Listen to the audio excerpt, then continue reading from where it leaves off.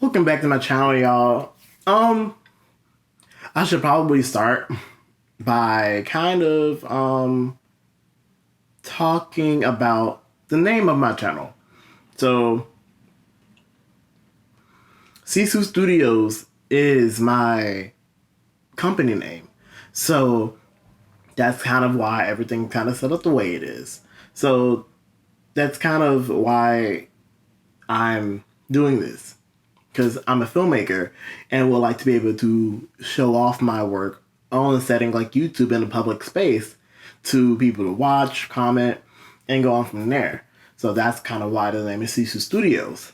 The name comes from this Finnish term that was called sisu. Whenever I went on a school trip to Finland a few years back, that word stuck with me because there's not really a literal translation of the word into English. But ultimately, it kind of boils down to kind of like grit, determination, those kinds of words. So yeah, that's why I like the name. It stuck in 𝕸𝖎 Studios. My former name was 𝕸𝖎 Photo back when I was doing strictly photography. So that's my little quick rundown of the reason why my name is the way it is, and that's why the channel is called 𝕸𝖎 Studios. It's an extension of me. But today we're going to kind of do a movie review. It's been a minute since I last done that, y'all. A long minute. It's been about almost 2 years. Yeah. So recently I watched the Blonde movie on Netflix that Andrew Dominick-directed, Ana de Armas-starring Marilyn Monroe biopic. But I actually want to talk about that first. But for now, we're going to talk about Andrew Dominick's Blonde.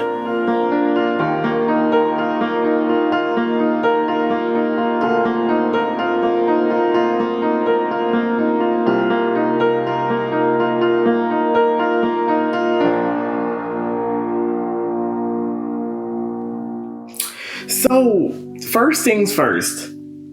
People want to say that this is a biopic, but it isn't really a biopic. It's a fictionalized take on a adaptation of a novel, which is a fictionalized take on someone's life. It's not really a biopic in that sense. It's, dare I say it, glorified fanfiction. Let's call it what it is.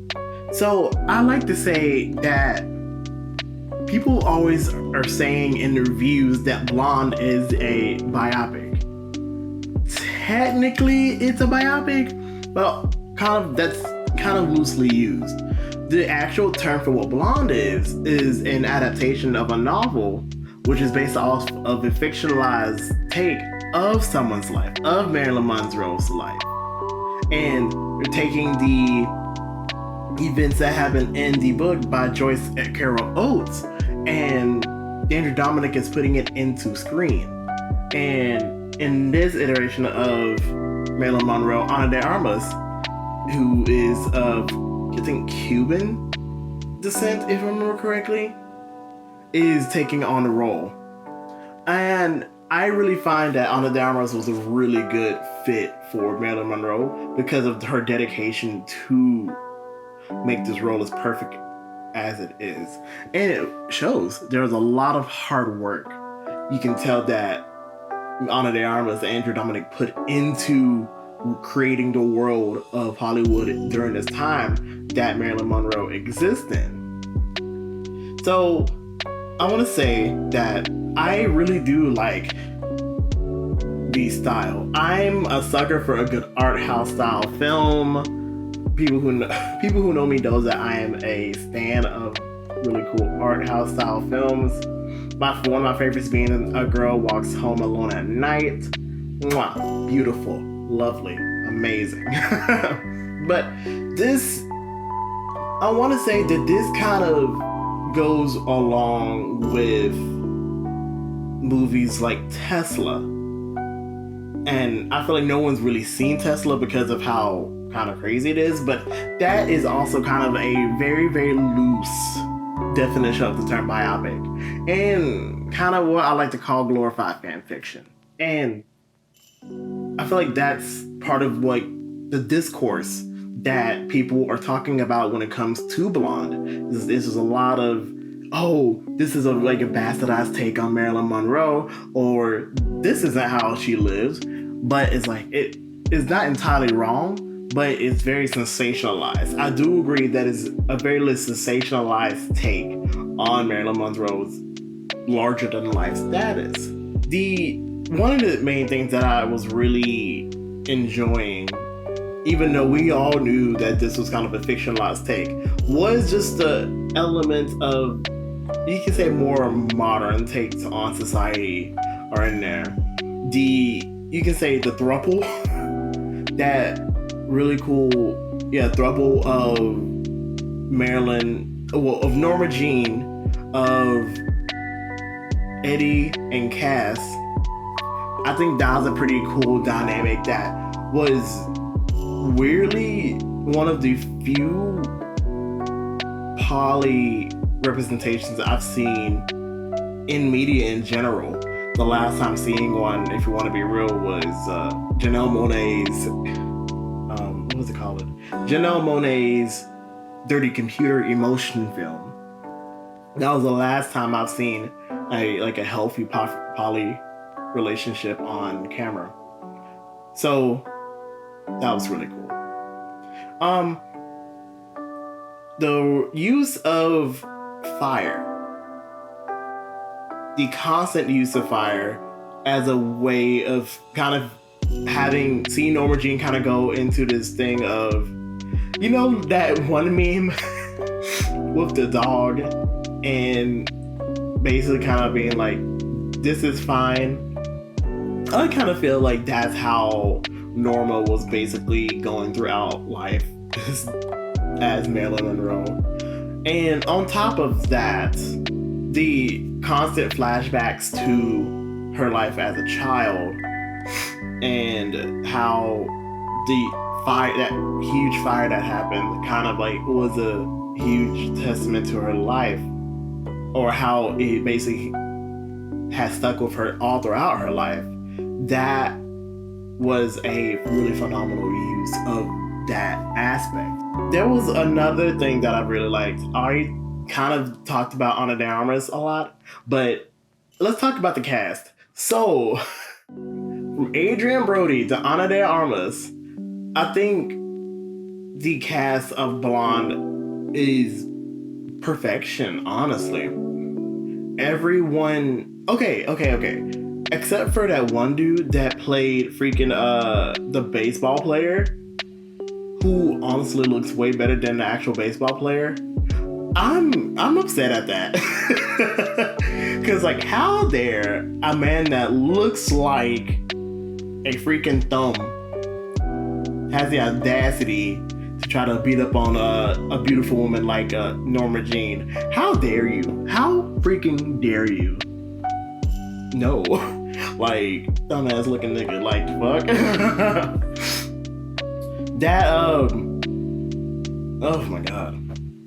But I think another aspect of the cast when it comes to Ana de Armas in particular and her portrayal is the fact that, they play with aspect ratios in the film as well as color. So there are aspects of the film that was in black and white that you could say was related to more Norma Jean's life, but when she mentally transformed, and sometimes physically thanks to Whitey, her transformation into Marilyn Monroe, those scenes played out in color. So I think that was a really good juxtaposition of the use of color in the way that that she sees herself. So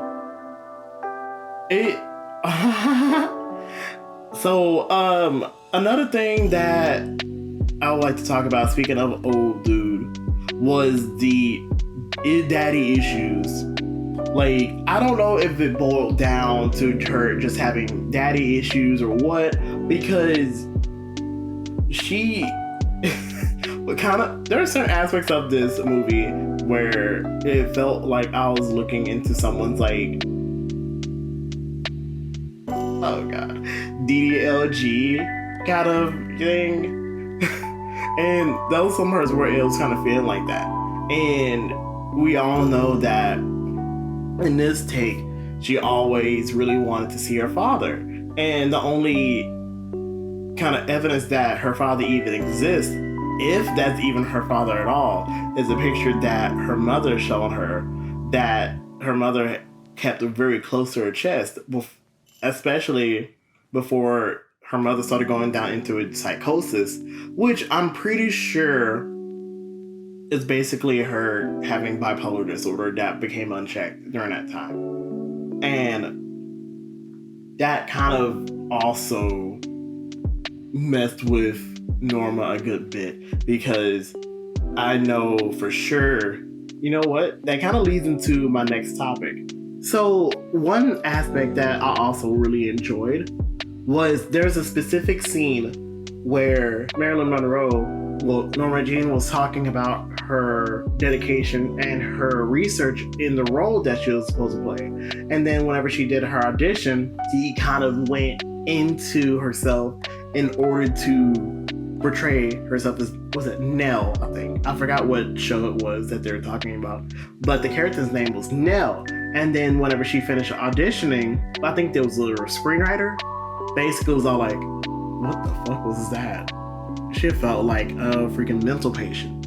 And it kind of also goes to kind of talk about, of course, Marilyn Monroe's mental state and her state of, honestly, state of women in the industry before. Because her mother used to be in the industry before she had Norma. And it seems like she had Norma as a kind of like a one-night stand kind of thing. And honestly, her mother expressing a lot of regret for having her, almost killing her at times. And that's why she had to go to the orphanage at the beginning of the film. So that was very, very sad that I want to talk about. She really wanted kids. And I know that was probably because of her upbringing that she wanted to bring up children in an environment and wanted to settle down and raise kids in a better environment than she was raised in, which I am completely understanding of.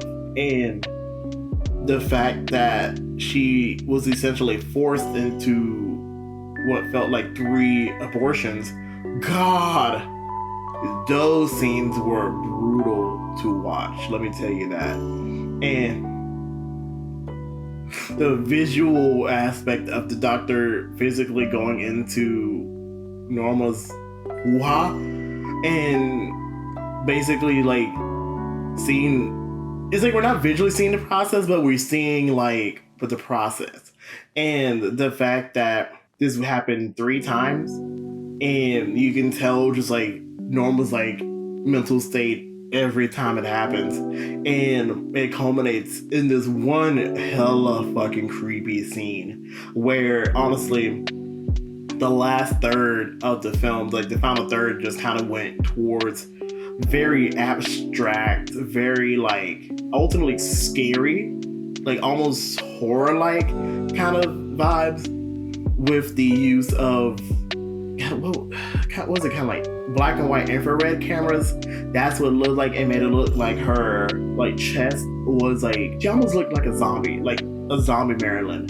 And the use of blood after she woke up from that, what looks like it's bleeding all over and all of that, which signified something happened. And you're just kind of sitting here like, whoa, what the heck was that? The runtime was about 2 hours and 37 minutes from shot to credit roll, and you're just like, you felt like you have been taken on a freaking mental roller coaster as you see Marilyn Monroe's like life play out, and you're just like, oh my god. Even though like we all should be taking this from the perspective of this is an adaptation, it still is like, hey, this is some crazy shit going on, because she did have a crazy ass life. And then after her marriages failed, all for one reason or another. Going to the last scene, I'm wondering if that was like very, very necessary, because basically all of the tropes that you see that simulate, sex and, oral sex and climax and all of that's in play in that scene with the president. So you're just kind of like, was that even necessary? Was that meant to be done the way it was? Because this is giving interference. Like, I feel like Dominick wouldn't have done something like this, but I wouldn't put it past any kind of director at this point, because film. I want to circle back on the daddy issues for a little bit. The fact that she always said, hey daddy, this was I good girl daddy. It did really feel like it was going into that kind of kink, and you're just like, you don't really, some people I can feel uncomfortable by that, because it's like, yeah, you don't want to kink shame, but like this is like kink being like exposed all over. And speaking of the gratuitous use of Ana de Armas' like nudity and comfortability with nudity, like I felt like Andrew Dominick kind of took it a little bit too far, because of the fact that it was like almost every other scene she was either like crying or naked, and it's just like, what was the point of showing Marilyn have so much sex? I know there are certain parts in the beginning of the film that completely made sense why they had to show it, but there are other times where you're just like, did we really need to see Marilyn Monroe sucking off the president? Do we need to see that? Because I don't know if we need to see that, dog. I don't know. So a film that I feel like this is very similar to is Spencer. Except I'm pretty sure Spencer is a original screenplay, but both films kind of take this art house approach to a real person's life. Instead of, Marilyn Monroe, this is Princess Diana, and kind of takes aspects of their life and possibly what their mental state probably felt like as during their hard times, and took that and amped it up to 11. Like, I know Spencer on multiple occasions basically makes you feel like you're really inside of the mind of Princess Diana as she's going through all of this trials and tribulations while being part of the royal family. And I feel like it's the same for this film. So I can see parallels and maybe somewhat of an inspiration for why the film looks the way it looks as well. So I really like that. Overall, this film was very polarizing, and I can see why this 3-hour film was a polarizing watch, because of all of its contents, its subject matters, all of the different things at play here. Even though this isn't a really, I'm not gonna say it's a real biopic, because it could be, it could be taken as a real biopic. I can see that. But I really do believe that this is more so just, like I said, glorified fan fiction. And this is where it's going. But I can see the polarizing reviews because of the fact that there were a lot of, of course, there was a lot of sex, a lot of nudity. There were many aspects of her being essayed, or her basically doing obvious sexual acts on screen, even though it wasn't really on screen, but the visual aspects, the visual cues were there. And I do believe that could possibly be taken so far, a little bit too far on aspects, and that's why some people are just calling this a bastardization or disgusting softcore porn or whatever. And there are some people saying that this Marilyn Monroe role has hurt Ana de Armas, but I don't think if it has hurt her, I don't think it's completely her fault, because of the fact that she took on a whole very big role in trying to basically be Marilyn Monroe. And I really feel like she did a great job.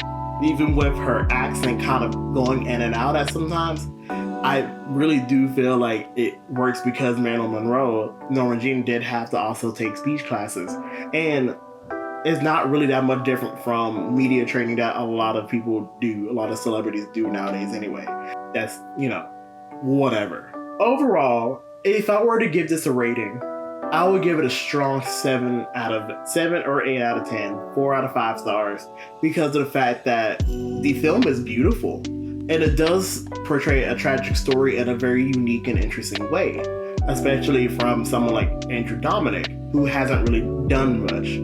I can't say that I've seen any of his prior films. Yet, no, this is the first film that I've seen of Andrew Dominick, but it does kind of lead me to want to watch more because of this huge undertaking. Especially since, if I remember correctly, this film took about 10 years to get produced. And the book has been out since 2000, so it's been like 20 years since the book came out. And it almost kind of feels like a 20th anniversary of the book as like this movie or whatever. So, but yes, I'll give this roughly a 4 out of 5 because of its very great cinematography, the way that they play with the aspects of cinema in order to tell the story of Blonde, of Norma Jean through this medium. So I liked it. I do see why a lot of people do not like it, but I personally enjoyed it. So thank you guys for, watching this. It's been a minute since the last done a movie review. And honestly, I really do like trying to keep reviewing and keep, analyzing media and talking about media, because I honestly just need an outlet. So I think expecting more like moving forward from the channel, just kind of more just anecdotal talks about filmmaking, about why I like film, about films that I want to review, films, media, all of that stuff. Kind of going to like also like video essay territory sometimes too. So it just kind of it's going to be a mixed bag. But until then, see you guys. Also, me and my friend Heath have a horror podcast called Host of Horrors. It's a horror movie podcast where we talk about predetermined themes, such as adaptations, Black directors, or women, because women are always awesome. Right now, it's our 1-year anniversary, and while we're kind of in the middle of a hiatus due to like moving and whatnot, we're going to have some really great things planned coming soon. So stay tuned for that. Also, we have a huge backlog of content on our channel and wherever you get your podcast.